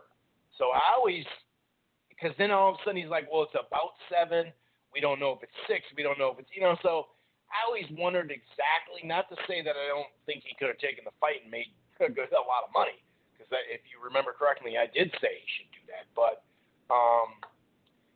with the Canelo fight, from what I heard, and this wasn't a recent offer. It wasn't like part of the Andre time frame. You know what I mean? Because by that time, obviously there were some issues going on, Canelo and whatnot. But I had always heard that was a multiple fight deal. From a couple of different sources, but then Oscar came out and said, yeah, I offered him a bunch of money, 10 or 12 million, but was that for a 3-fight or 4-fight deal, or was that for one-off? I can't really trust Oscar right now, so it's tough to say. But either way, I've already given my take on that. I just wanted to add that to what I'm saying here. But just listen though how they talk, and this is somebody else than Mannix on his show, so I want to preference that. I won't kill Mannix for this, but it's another DAZN employee. So, but listen how they say that they preview. And what do you think of Rosario as an opponent? Okay. This name in boxing as a result of that win. I mean, how dangerous a fight is this for Jermell Charlo? It's a dangerous fight, but it's a strange one because Jason Rosario beat J-Rock was one of those things where you look at it as, was it J-Rock being completely washed up, more so than is Jason Rosario an elite talent. Look, I was at Sam's Town when Rosario got knocked out by Nathaniel Gallimore, and I looked at him then because Jason. I mean, did you hear what he said? Did you hear what he said? Rosario beat J-Rock was one of those things where you look at it as, was it J-Rock being completely washed up? Was it J-Rock being completely washed up? Even though, like I said earlier in the pod, he was coming off his best win. More so than is Jason Rosario an elite talent. Look, I was at Sam's Town when Rosario got knocked out by Nathaniel Gallimore. And I looked at him then and I was like, this guy's not going to be anything special. So I'm a little curious as to how good is he really. And Jarrell, he's a little bit more beatable than his brother. And I think this is a trap fight for him. It's a fight that I think he's supposed to win. But I think the odds makers have, I believe Rosario is a plus 300. And I think that's a betting favorite in a lot of people's minds. I think it's a trap fight. He should win it, but it's a tough-ass fight. He should win it, but it's a tough-ass. Which one is it, dude? So you really are going to start off by saying, like, pondering if J-Rock was washed prior to the fight starting, coming off his biggest win by far. I mean, if that doesn't have the zone employee written all over it, I don't know what it does. I mean, it's one thing to sit there and talk positive about your platform. It's one thing to have a broadcast team that talks positive about their platform. We all know that's the thing, but to sit there and do that, it's just like, really? Here's some more. So, I'm not offended by it. There hasn't been a lot of pay-per-view. I understand that there's no fans there to buy tickets because of this is obviously Dan Rafael and Mannix here. The fact that they don't allow any of the spectators into the arena at this point. And so, if there's been one pay-per-view since Andreas, not to put words in your mouth, but I think I agree with you more than Dan here. Like, the free boxing we get is dog shit. Like, that's just what it is. It just is. Like, you get, like, A side versus Z side a lot of times. Like, I think, I think I'd be more, and I'm going to buy the pay-per-view. Like, I'm a boxing fan. Like, I'll watch it. I agree with both of you said about the Charlos. But I can understand a boxing fan's frustration because nothing good is for free. UFC at least puts on good stuff for free at times. So there's nothing good on and when he means free, he just means, basic, just in general, not like 100%. But he brought up those Fox cards, which I already went over many a times. If you look at the 6 Fox cards, 3 of them were quality or good enough, right? Quality enough. The other 3 were showcase fights.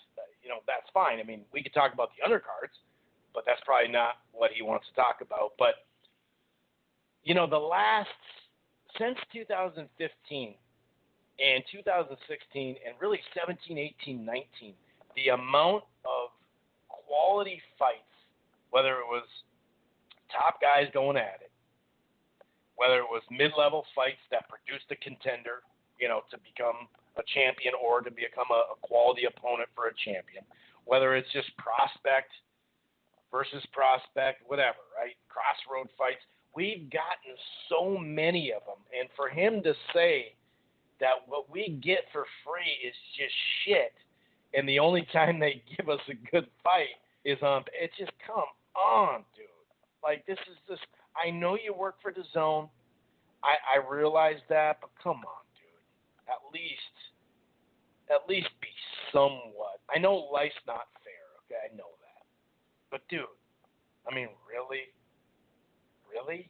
That's what you're going to go with? Like, I can't get over the washed. You can say, well, this is the second time getting knocked out. Mentally, I don't think he's strong, whatever. You can say whatever you want now about J-Rock. I'm not saying, dog the dude. I'm just saying, like, at least you could make that, that theory more true now that he's been knocked out again. Like, to sit there and say, I just couldn't tell, man. It just seemed like he was washed going into that fight. It's like, what are we seeing here, dude? What are we seeing that makes you say he's washed already? It just, I don't. it's really bad, dude. It's really, really bad. I mean, this is just garbage, dude. Just garbage. But anyway, not really a surprise. And we get it. He works in his zone. We get all that. But here is Eddie Hearn on the topic of, the fight being made prematurely, possibly, with Dillian White. This is a clip from Boxing Social, okay? Oops. I mean, I saw some comments on that. I mean, look at Dex Spellman, right? If you want to start, looking at fighters jumping back in. The damage he took in the Lyndon Arthur fight, and then what was it, 6 weeks after, 7 weeks About after? that, yeah, 6-7 weeks. You want to put him in with Anthony Yard and he gets beaten up and stopped.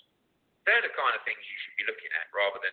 And I'm playing the part of this clip to let Eddie have both sides of the story, give him a fair shot, because he did give an example recently of a fighter that got back in after taking a lot of punches.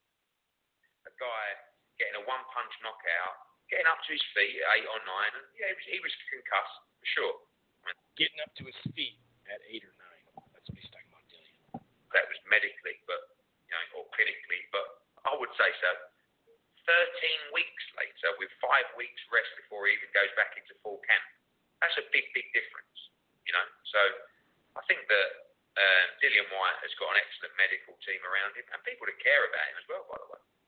But he felt that I didn't want to wait. We know we've got AJ in December, so you either go end of November or you wait till January or February.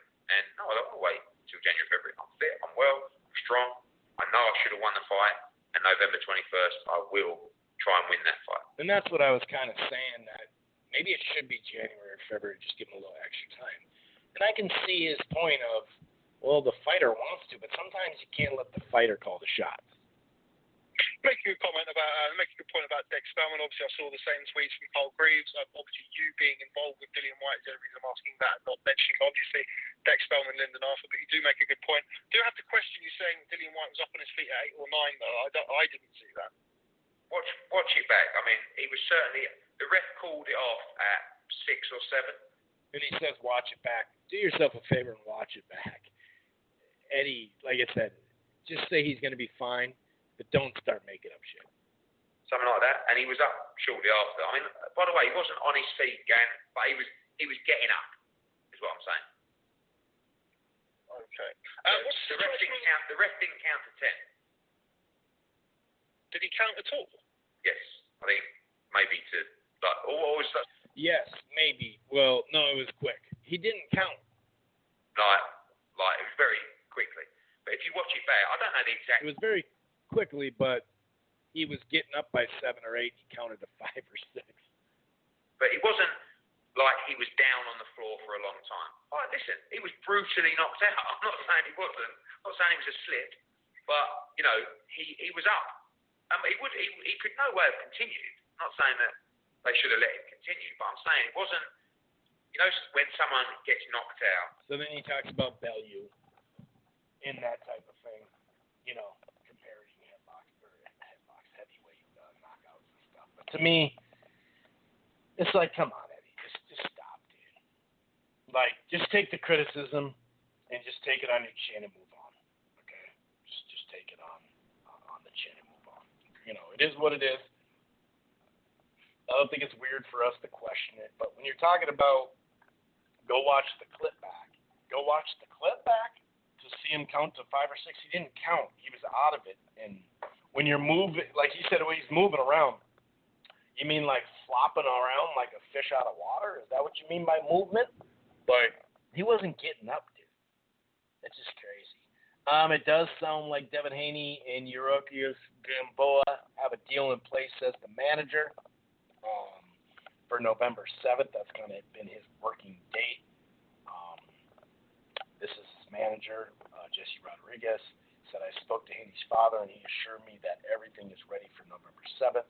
Yuri's always wanted to fight from the beginning. Other names emerged, but, blah, blah, blah. So, and I'm waiting for this to be announced officially before I have things to say about Gary Russell Jr. or whatever. He did put out a video saying, hey, I'm going to send the sheet over, an offer sheet over, but then Haney's dad was, Haney's dad was saying we haven't gotten anything. And he had it in his hand, Gary Russell, in the video.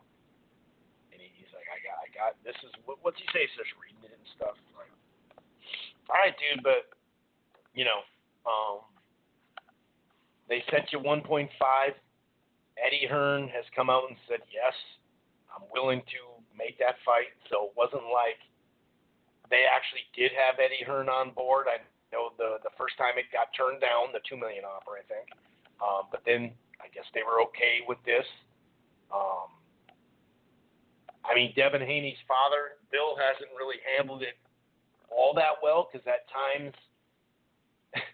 he started letting all this information out that was like, what are you doing? And that's when he actually hung up on that call and that interview, but it's saying, help us, you're our only fight, and just out of act of desperation, but then turning around saying, well, my main job is just to get Gary in the ring because we got more money on the backside. And I guess he meant for his next fight, but we now know Haney's been on a fight to fight. It's not like a guaranteed contract. Because he was talking about if we lose the fight, we're in the unemployment line. So anyway, but I'm gonna hold off because I got to make sure that it's actually gonna happen. I'm assuming. And I didn't think the fact that they were pretty stuck to that November 7th date. I don't even know if that could have even happened then. You know what I mean? But because Gary, you got to give him 8 weeks camp. I mean, that's pretty basic. Anyway, let's get to a little bit more boxing news / boxing Twitter stuff, okay? And obviously, if you're new to the segment, the boxing Twitter segment, there's some really good stuff that I talk about once in a while as far as a tweet that just makes sense, but a lot of it's just goofy stuff where you're like, dude, this is #boxing Twitter. And here's one. Kavaliauskas, the Mean Machine, beats every PBC welterweight. Is a drunk who bounced his body off the pavement 17 times going 260. He wasn't going 260 miles an hour. But anyway, he's done. Keith Thurman has looked like shit for 6 years now. So he's looked like shit since 2014. Sean Porter can't even box well. He's a former high school football player pretending to be a boxer. Danny Garcia is a super lightweight who should have 3 losses on his record. Pacquiao has been shot since 2010-ish and fighting in a higher. Ugas is only highly rated because he got robbed in a fight with a crappy Sean Porter. Kavaliauskas beats them all. PBC is great at making shit up and selling it as facts. Come on, dude. Come on now. Same dude. Spence praised for fighting Brooke. Crawford trash for considering it. Makes sense. I guess this is because Kell Brook has won every fight in dominating fashion since he lost to Spence. That must be why Crawford is getting criticized. I'm also guessing that Spence is getting credit for beating a smaller fighter in Brooke. And this is what got my attention. A smaller fight. So Kell Brook was a smaller fighter to Spence. Is that what we're going with? Come on, dude. We all know Kell Brook was a huge 147-pounder. Smaller fighter. Well, everyone recognized Crawford, has an advantage in the fight because he's smaller. Or wait, being bigger, is that an advantage, isn't it? Maybe it's because Kell Brook has been knocked out at middleweights for his last few fights. Has been knocking out middleweights for his last few fights. Outperformed middleweights and undefeated prospects when he destroyed Rapachanka. That's what he said. This guy's just kind of all over the place. But I'll say this. I do like the Kell Brook fight for Crawford. The only thing that would stop me from saying, oh, dude, that's a great fight is the obvious. He hasn't made the weight in over 3 years. Kell Brook, right? He hasn't made 147. And, he said after that fight that he can't fight at 147 anymore. They're going up. And he hasn't fought really any competition for over 3 years, which does something to you. And I just don't know if he can make the weight and be 100% Kell Brook. Because remember, Brook was like in Spence's face after a fight saying, meet me at 54 and stuff like that. So, I don't know, dude. You know what I mean? I just, that's the only thing that's holding me back. Otherwise, I do like the fight. I do like the fight, actually. I'm not ripping the fight. But to me, it just gets a little like, come on, dude. Really, dude. And here, this is my boxing notebook from today. This is Kevin Iole. And it literally, it mentions Pacquiao McGregor, mentions Casimiro, and it literally, it's a notebook that doesn't cover the Spence fight. And there's a, pretty heavy rumor going around that some of these guys were mad they didn't get the press release. And that's why they didn't want to pump up this fight card, And I already told you, Iola, it took him like 5 days to even write an article about the event, And what was it, a day later, 2 days later, the Tyson Roy Jones stuff came out? He's like, someone showed me, oh, dude, or said something about Iola, and I went and checked, and it was literally like 7 tweets, dude. He went on, and I'm not saying he can't. Of course, you're gonna sit there and just ignore it, and then he literally ignored it during the fight, like he was just doing UFC. That's it, and I don't know, man. It's crazy, dude. It's crazy. Then you have like Lance Puggelmeyer saying, they were killing the price and killing this pay-per-view, him and Kopp. Then he has a thing in his notebook, basically, his weekend, saying this shouldn't be the last Charlo doubleheader. They deserve to be on pay-per-view. Like, what's going on? I mean, I'm not saying he said that exact, thing, but it was like, wait, now they should be? Which one is it? He's like, it doesn't matter, all the competition. And that's why I don't care about the pay-per-view numbers, to be honest with you, this time, because you're going again. I mean, the NFL just sucks up a lot of attention, but one of the most popular, probably the most popular guy in the world for sports is LeBron, or right there, right? I know there's probably a soccer player that's right with him, but if we're being honest, so LeBron, they have a closeout to go to the finals that night. You're going against baseball, which that got like 1.3 million or something. It usually goes well over 2. That's down $1 million. You can see like normal shows like 48 Hours, which is always there on a Saturday night when you check the boxing ratings when Fox does a show, or in the past with NBC. That's usually like 4-5 million. That's at like 2.3 right now. Way down. The last 2 Fox MLBs have been down $1 million. You know what I mean? So, and then you're going against the Stanley Cup. Then you're going against baseball. Like, it was probably just the most, and then you're going, against a pay-per-view going on at the same time, So it was, I just don't even care about the numbers, to be honest with you. I got my money for it, and if people want to rip the numbers when they come out, because I'd be pretty shocked if it went over 200,000, let's be honest. I think they'd actually have a shot at that normally if it wasn't just this weekend. And remember, Dana White even came out and said that we purposely scheduled that pay-per-view right head-to-head. Like, people forget that announcement was already announced for like 3 weeks before the UFC took the pay-per-view date too. So it's not like they planned to go head-to-head. And in college football too, I forgot about that. Not as much though, because that was a blowout that game. But still, it attracted like 3 million viewers at the start, But I don't know. It's just, I don't really care, because this is probably, besides like doing a pay-per-view on the Super Bowl or something, or the night on a Saturday night of the NBA Finals Game 7 or something, there's not going to be too many more just busy nights like this. There's so many things that's why I just don't think. Now, they did a good job digitally. They had the Twins in a variety of places for interviews. I thought that was good. And then they did run some commercials on Sunday. I saw some on the NBA games on TNT, and then on CBS they did run some during the NFL. So that's cool, and maybe that helped them, But right now it just was doomed. I mean, some people are saying it's not even going to do 50,000. There's no way it could hit 100,000. People are already saying it's going to be fake if it's over 100,000. I thought it'd go from 100,000 to 200,000, somewhere in there, 150, 130.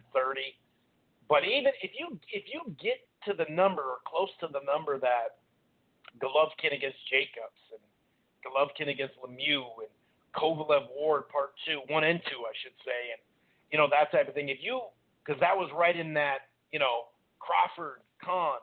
That 125 to 175 range. If you can somehow fall in that, I still think that's like not as bad as people think, because the amount of competition on this weekend is just, there's no such thing as NBA playoffs in August and September until this year, as we know. But to have it on the night that they clinch, that's rough, dude. That's rough.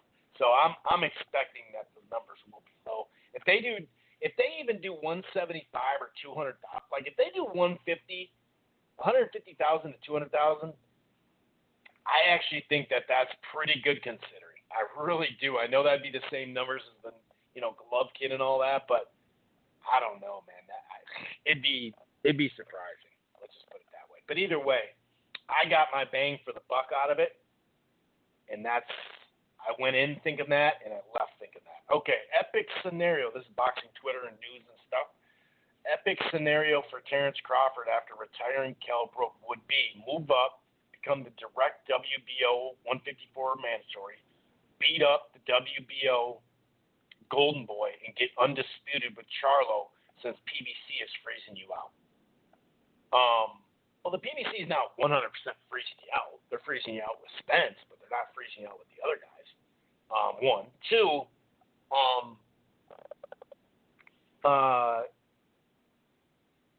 Teixeira has a fight against Castano. That's already, he has to do that to keep the belt. So,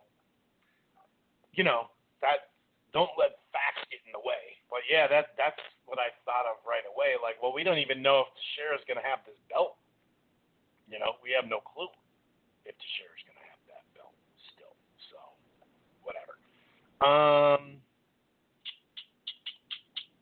Oh, here we go. This shouldn't be the only Charlo Brothers pay-per-view.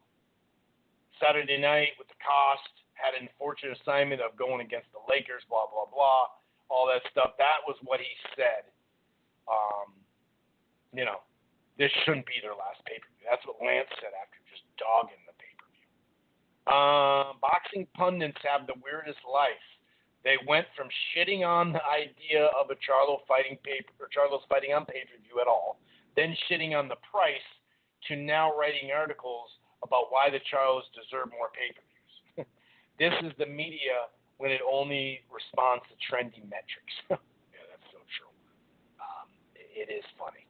And look at this. This is how solid of a pay-per-view it was, okay? Now, we glaze Glazier a lot, but we got to give him credit here, okay? Excellent show.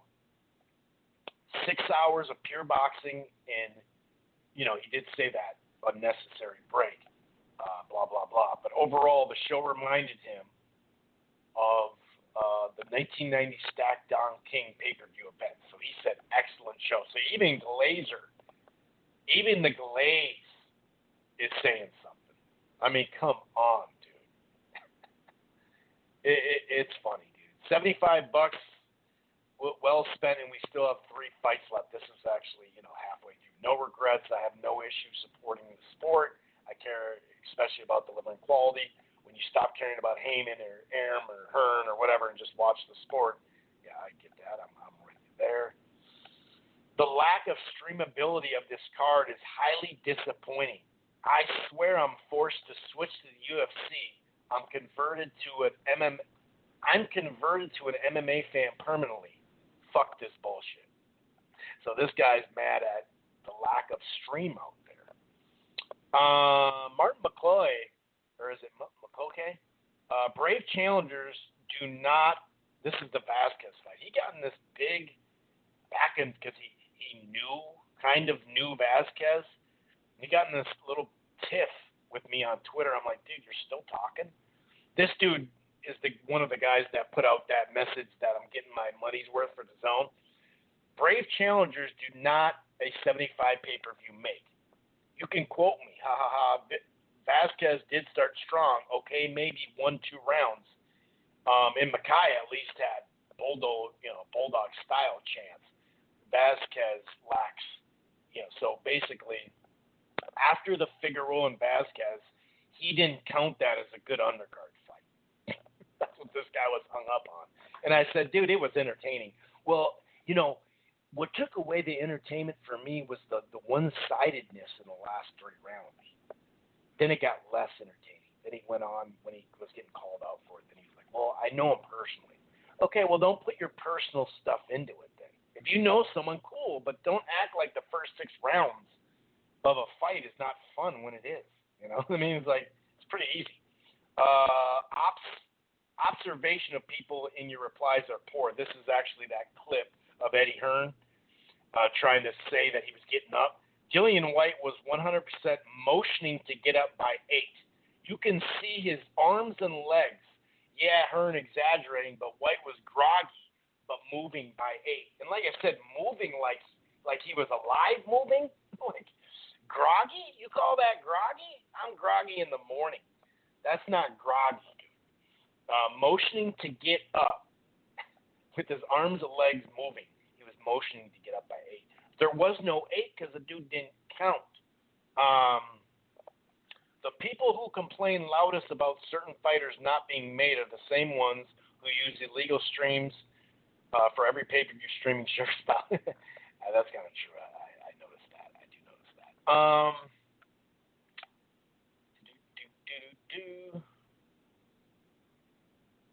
Let's see. Oh, yeah, I already mentioned this. The upset overnight, Julio's, JCC Jr. JCC Jr. lost to Mario Cazares, I think it is, by a technical decision. He got cut. The scorecards were 59-54, blah, blah, blah. But Chavez Sr., like I mentioned, he won his exhibition. That's funny. Let's see here. I got a couple more here. If Thurman had stayed at Golden Boy, he would have had a better career. The best of Thurman's years in fights were with Golden Boy. Explosive, action-packed. Then, upon making PBC the brand it is today, he goes into Tyson Fury's state of mind with depressive reports about his status. Who would he have fought had he stayed with Golden Boy? I think that answers your question right there. I mean, when you're not fighting top-level guys, it's easier to look explosive and be in action-packed fights. I'm pretty sure that, the Lopez fight was pretty fun. The Pacquiao fight was awesome, one of the best fights of the year. And, oh, by the way, that Thurman Porter wasn't a bad one either, was it? The comedy of Mannix saying Jermall needs to fight on the zone. Andre can't even get a fight, and he's the first one that's signed. Canelo may be suing because they don't pay him, and GGG supposedly taking half his purse in Chuck E. Cheese tickets. That's kind of funny. How do you not fight Teixeira at 154? Golden Boy was willing to make the fight. Golden Boy would have sent Teixeira to ESPN, no problem. Yet you chose sorry-ass Kell Brook. Yuck. Kell Brook is a better fight than Teixeira, guys. I'm sorry. But not only that, but the tweet doesn't even line up because the fight's already made. Here's some fight news real quick. Estrada and Quadros. Chocolatito Gonzalez returns. Martinez and Flores. It's a triple header, October 23rd, so that's a Friday. This is at the TV Azteca Studios in Mexico City. Juan Francisco Estrada, Roman Chocolatito Gonzalez, and Julio Cesar Martinez live on the zone. Quattros and Estrada are the top. That's the top billing. And they say, kind of like I said a couple of weeks ago, that that the winners will meet. Gonzalez. Well, he's taking on Gonzalez. Chocolatito's taking on just a decent fighter in Gonzalez. But I like Estrada Quattros. But the winners are supposed to meet. And Martinez and Flores, too. Martinez is all action. So that's a pretty good triple header there for DAZN, I think. Burchell Valdez title fight eyed for December 12th, which is a great. I mean, this is part of what I've been saying about their best close. This is clearly ESPN top-ranked best close. You know what I mean? This is great. This is a phenomenal close for them. Fortunately, this is boxing Twitter. Fortunately, if Canelo declines to offer, DAZN has developed a roster and business that they can be sustained without him at this point. There are some sources saying that Spence and Garcia may move to AT&T Stadium, to try to get some live crowd action there. We'll see. Another thing with that Canelo thing, and then I'm going to get out of here. What is it? Oh, yeah, so not only is it they're reworking the deal, right? The $20 million a fight, at least. This is from Coppinger. Alvarez is mulling over the offer. The new offer does include a far wider pool of opponents that would be approved by DAZN. Also, DAZN finally viewed Canelo's contract with Golden Boy, and Canelo and saw Golden Boy's pact with DAZN. DAZN finally viewed Canelo's contract with Golden Boy, and Canelo saw Golden Boy's pact with DAZN, because that's something that needed to happen too, because that was on some bullshit when they wouldn't do that.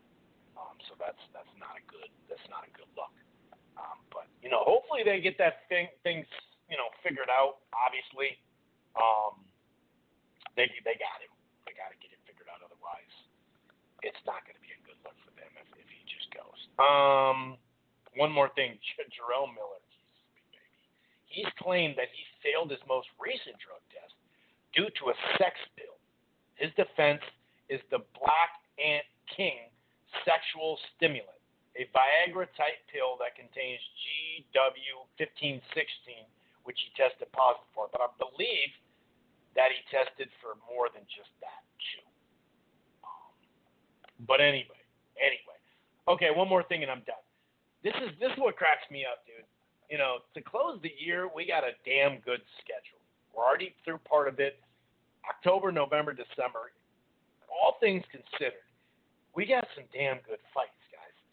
Boxing is dead. Nobody's fighting. That's what this dude says. Pac-Man's not fighting. Loma's not fighting.